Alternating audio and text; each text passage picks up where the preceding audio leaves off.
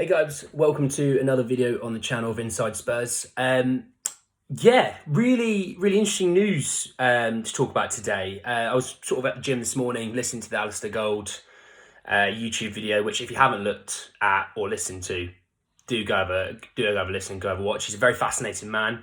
He knows what he's doing. He's very well informed. So I listened to it all, took loads of notes, and just got to give you sort of the cliff notes as to what he's went through, and then sort of give you my opinion as to what he went through, okay? All I say is drop us a like, drop a subscribe, hit the bell notification. That'll let you know when I'm dropping videos. I will be dropping another one today in terms of other rumours that I've heard with players that we are linked with, but what I wanted to do would dedicate a whole video purely to what Alasdair said, because there was a lot to get through, okay? First and foremost, I want to just quickly start with Eriksen, because this is a massive thing that everyone's I don't know if people were upset, grumbled, happy. I don't know how really it's gone down in the sort of the Spurs camp with the fans. I know that a lot of people quite like the idea because obviously he was free. Alasdair said something that was very interesting. Obviously, I know last time we sort of spoke to Eriksen's representatives a couple of weeks ago, it does come out that Eriksen is quite surprised about Spurs' stance in regards to him.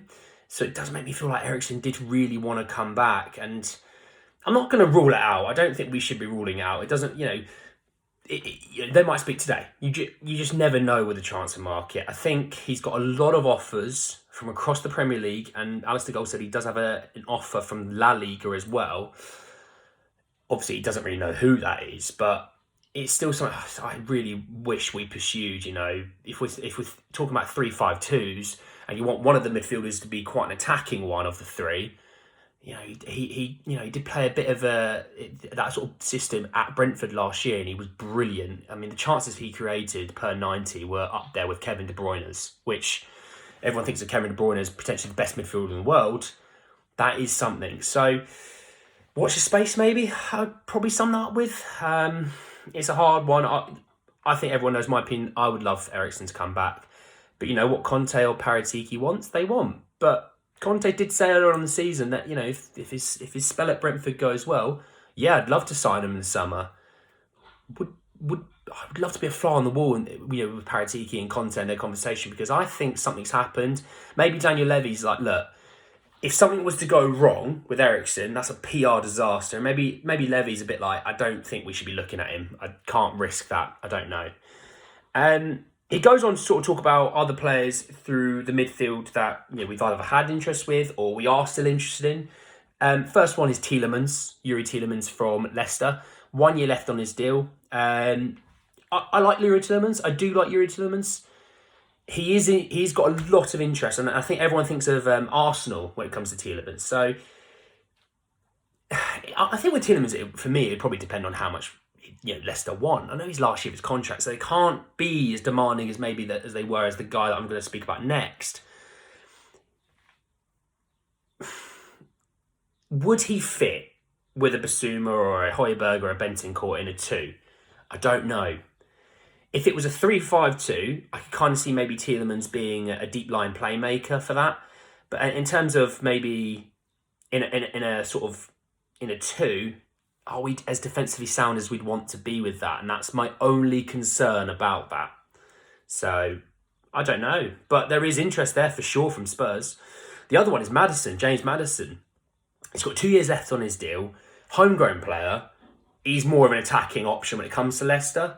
Probably could play in that 3, actually, if you think about it. He spends enough time in the Conte system. He'd be able to work in that 3. I'm not going to say he's going to be a defensive stalwart, because by all means, he is not that. But when you look at last season, I think Alasdair said he had 18 goals and 12 assists. I mean, people seem to think he's not had a good season. He has had a good season. Leicester were just riddled with injuries upon injuries upon injuries. That this is why they struggled so much. He had a good season in that regard. So I think Maddison, they'll probably want like 50 million for. And I think that my only concern is that might be a little bit too steep if we're still wanting to look at other players, okay? Another one he mentioned was Lingard. That was more of a January sort of thing, because I think he was going to be going, obviously, on a free this summer. We thought 6-month loan deal, give Man United a couple of mil, but obviously Man United probably thinking, we don't want to age you for the top 4. which is quite ironic because they were nowhere really near it towards the end, so it didn't really matter if we had him or not. He did say don't expect him to come West Ham or he's going to go abroad, he reckons. So, yeah, probably put that one to the side. There was one that Fabrizio Romano talked about, though, which I found quite interesting. And I think Premier League proven is something that we all talk about. And he is a quality player, which is obviously Gini Wijnaldum, who's now at PSG, but obviously played at Liverpool, hasn't really gone too well at PSG. The only problem with him is his wages. They're probably going to be well above what we'd be comfortable paying for a player that maybe isn't one of our main stars. A loan deal for a season, I don't think it would hurt, but I can't see us paying all of his wages, not at all. Especially not to help them maybe to get Skriniar or something like that. And I know obviously Spurs fans are still banking on this whole Hakimi rumour, but I don't know. I don't think we will go for Wijnaldum. It was just something that I sort of thought about, and I was quite interested in that prospect. Moving on a little bit, he did mention about the Spence situation. So Jed Spence, obviously right back, depending how you want to look at it, at Borough, played at Forest last season, had a really good season. Still no progressions, but he did say people within the Spence camp did expect a lot more developments in terms of the move by now. So that does make me think, I know we're talking about we want a right wing back, we want the centre back, we want these positions.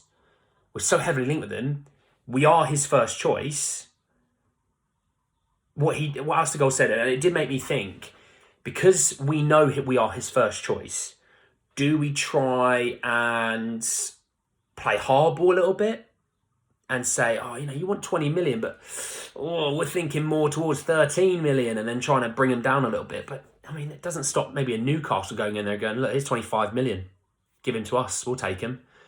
And that's something I am a little bit wary of. I wouldn't say I'm nervous, but I'm wary of potentially elongating this situation out over a couple of million when we don't really need to fight them for that. I think it's always important to even have a good relationship with some championship teams as well, because there are good players in the championship, and if we keep a good relationship with certain teams, it does mean we might get better quality coming through that division, especially if they're homegrown. So I just hope we get that one done, to be honest. He's one of the ones that I really, really want. Perisic was probably the main one that I really wanted this summer. He's probably up there in the top 2 or 3. Right. Alessandro Bastoni. Okay.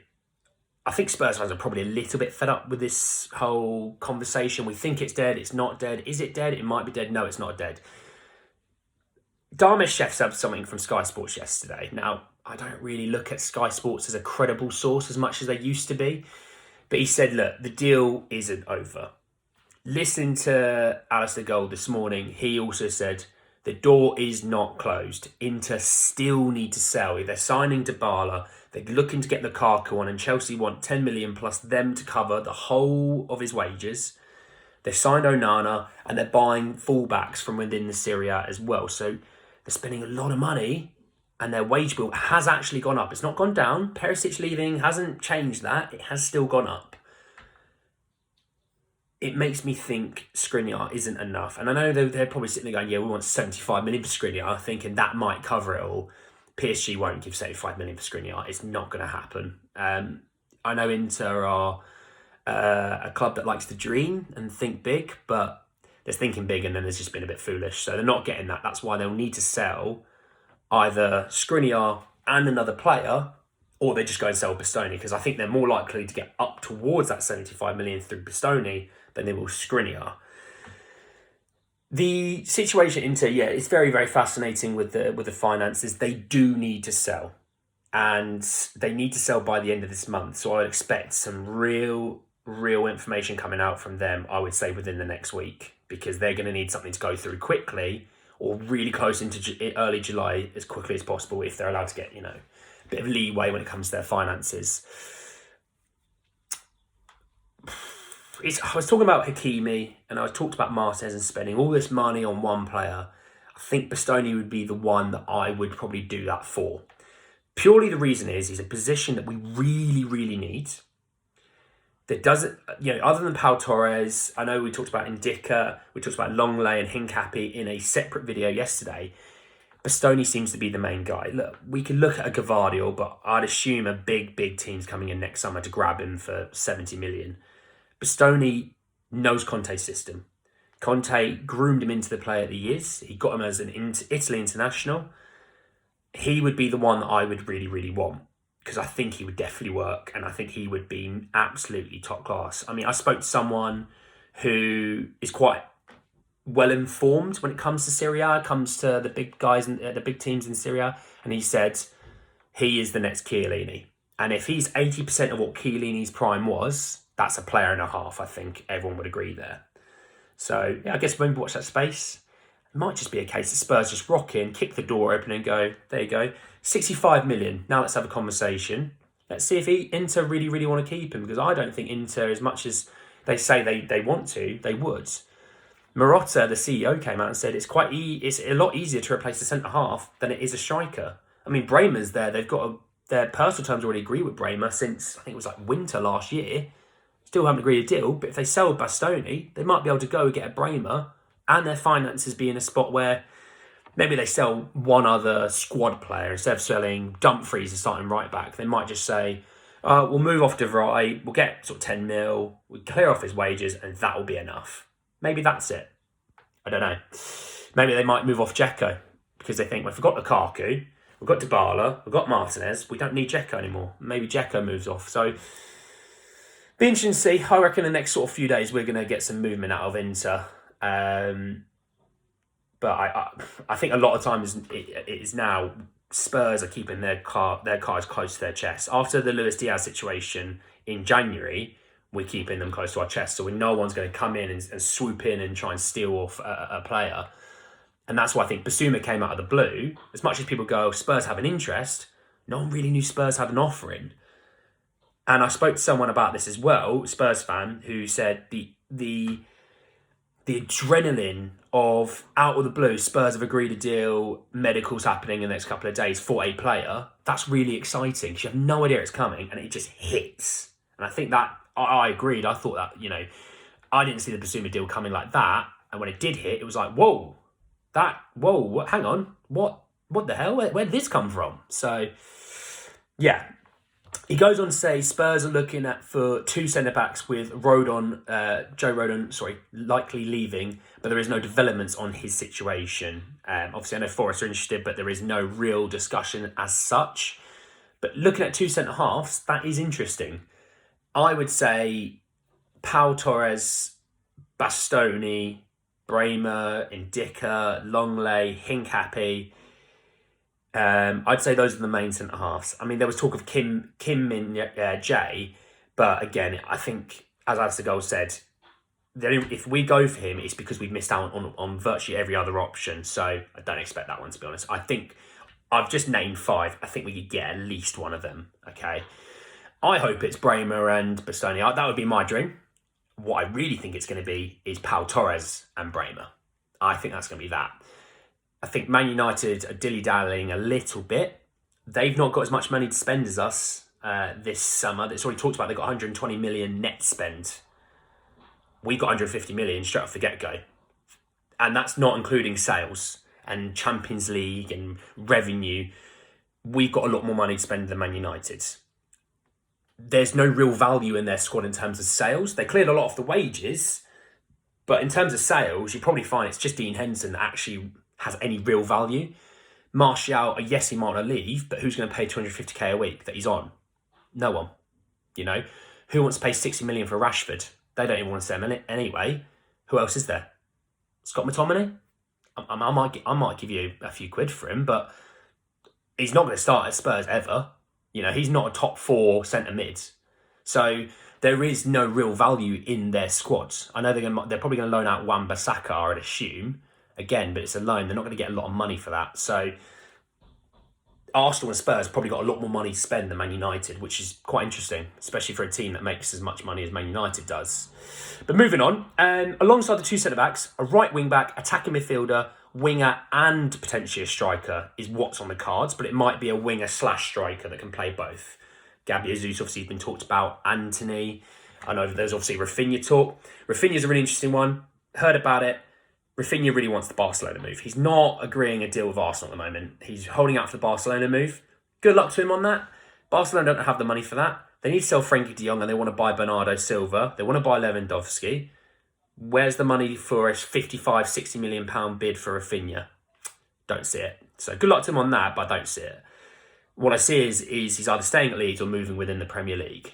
But in my opinion, I would much rather go for the Antony route and include Bergwijn in the deal for Antony, and it will save us a lot of money. And I think there's a lot more upside with Antony. He's a lot more exciting. So yeah, it's another one of those that a lot of this is no one really has concrete evidence of Spurs going after X, Y, and Z. They just have evidence of, oh, Spurs have interest in him. Spurs have interest in him, and him. So I think our next signing, which I would say within the next week we get one, I think it comes out of the blue, like the Basuma situation, okay? Fraser Forster came out of the blue. Perisic didn't. Perisic was the only one that didn't really come out of the blue, but no one really knew about Forster until it was nearly done. Everyone thought Sam Johnston, who signing a 4-year deal at Palace, I believe, which I like that move for Palace. I think top quality keeper to be bringing in on a free. I'm not saying he's world class, but for a free, I think it's great. Why not? So yeah, winger striker, we'll see. Attacking midfielder. I mean, everyone knows about the Eriksen, but Maddison, yeah, I guess. I think there was talk of Lucas Paqueta, but that sort of died down a little bit. Good player, really, really good player. But I don't really know which of the ones we're going to go for there. The right wing back, I mean, there's only really... I mean, obviously, I know that Udinese right back was an option, but I really think it's just Spence or Hakimi in that front. He did also say, do expect at least 1 to 2 before they go on tour. That's in only a few weeks' time. So like I said, I reckon in the next week we get one. Who that one is, don't hold me to this. I haven't a Scooby on that front, okay? But there was a question he got asked, which I found super, super fascinating. Now, in the past, Spurs have always been sell first, buy second, okay? Make sure we have the money there that we can spend. But what he said was, due to the 150 million from ENIC, he actually said, doesn't feel like there's a real need to sell before buying. So, because someone asked, do you think Conte wants to buy everyone in first and then so then Paratiki and Levy can then work on selling people? And he said, that's not the worst idea in the world. That's not a bad idea, nor is it an idea that is outlandish. He actually believes it could be a case of we're going to buy the people first, get them all in for the tour, and then we're going to sell people afterwards. He did mention people like Tanganga and things like that, but he expects a lot of people like Pape Matar as well to get some time out in Korea on tour. Then Conte can kind of work out what he wants to do with them from there. So yeah, really, really interesting stuff. I will do another video later on in regards to the players that we're linked with. There has been a lot of links overnight and into the morning. So I'll do another video on that. But yeah, that's just summing up the Alasdair Gold YouTube video. His videos are about an hour long. So I know I've sort of done that in a third of the time. But let me know your thoughts on a few of those deals. Let me know, do you still want to hold out for Bastoni or do you want to move on to a Pau Torres? Let me know about the Tielemans and Maddison situation from Leicester. Do we look at going for one of them? Let me know your thoughts on Eriksen as well, because I think that's a real hot topic for Spurs at the moment. It does look like he's a player that we could get if we wanted him, but it doesn't look like we really do. But anyway, yeah, that's the end of the video, guys. Do like, do subscribe. Obviously, put that bell notification on. That will let you know when I'm posting, because there'll be another one later today. But yeah, hope you're all having a great day, and I'll see you all soon. Take care.